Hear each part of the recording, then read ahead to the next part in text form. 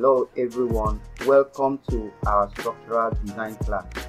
Today we want to learn how to interpret construction drawing as regards to the construction of strip foundation and part footing. My name is Engineer Ndikweke Oku. Okay.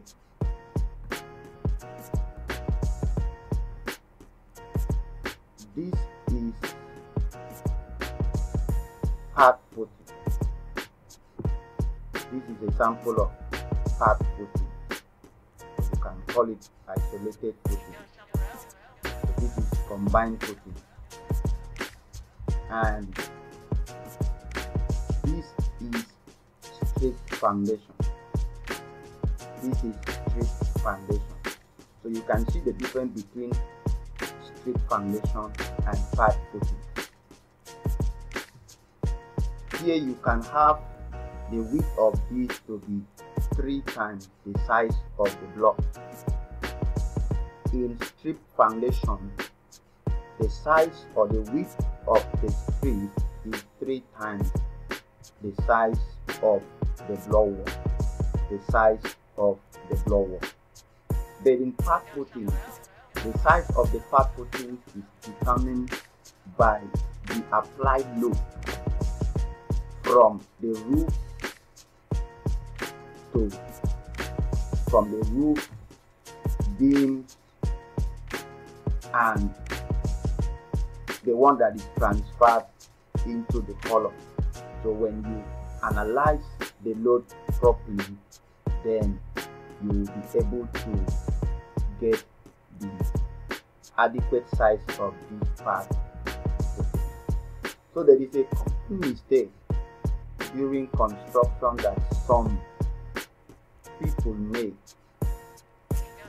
by interpreting the construction of the part footing and the strip foundation. For instance, let's look at this drawing here.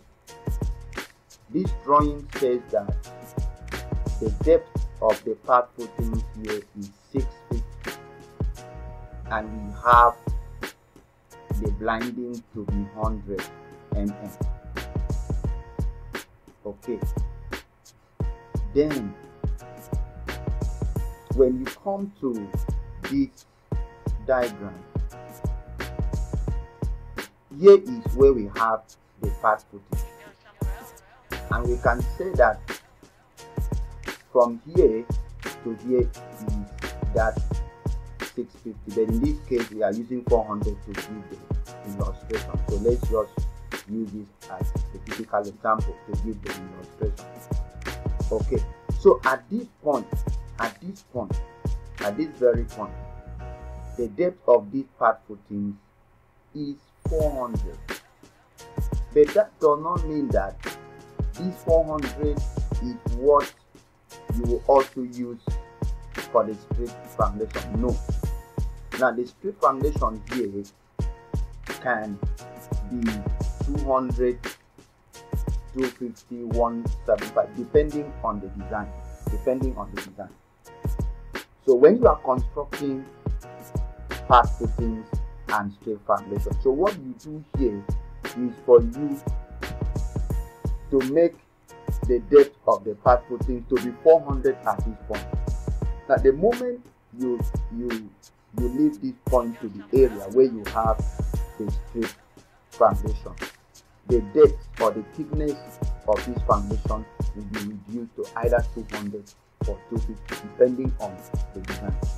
But some mistake that some people make is that they will cast this 400 and they will now come to where they have the strip foundation and they will run this strip foundation of 200 and the 200 strip foundation will be added to this 400. Then at this point they will have a total footing depth of 600, which is not economical. It is not economical. So the simple interpretation is that when you have a part footing to be 400 the 400 depth is only at the point of the path footing. It doesn't extend to the strip foundation. So the strip foundation could be 150 depth, could be 250 depth, could be 225 depth, could be 175 depth. So it depends on the design of the strip foundation. So you don't add up, you don't extend this. Okay, let me explain it again. Now, this 450 simply means that at this point it is 450. But once you leave the point of the path footing, the thickness of the strip foundation will be reduced. So meaning if here is 450, it therefore means that you have to calculate that, okay, from this point to this point is 400. So meaning that if I have my strip footing to be 200, it simply means that from here to this point will be also 200. So that by the time I add the strip footing, strip foundation thickness, at this point it will make up that 400 millimeter path footing depth. So this is the correct interpretation of the structural drawing, while this one is the wrong interpretation. So you see here that a path footing of 400, they will dig this point 400 and they will excavate, they will now add 200 strip foundation to this 400. So at this point you end up having 600, which was not what the structural design actually provided. So it is wrong. So you have to know that if the design says that the path footing is 400, it simply means that at the point of the path footing you have a thickness of 400. But by the time you leave that point to where you have the strip foundation, then that depth will be reduced. And also you must note that if you have the depth of the path footing to be 400, it simply means that your strip foundation will make up that 400. So during excavation, what you do is when you excavate this, you have to drop this down by 250 or 275, meaning that you will have your blinding of let's say 75 or 50. So you drop this by 275 or 250, while this will be at 200. So that by the time you run your casting, everything at this point will give you 450, including blinding, while at this point you will end up having 200. So that is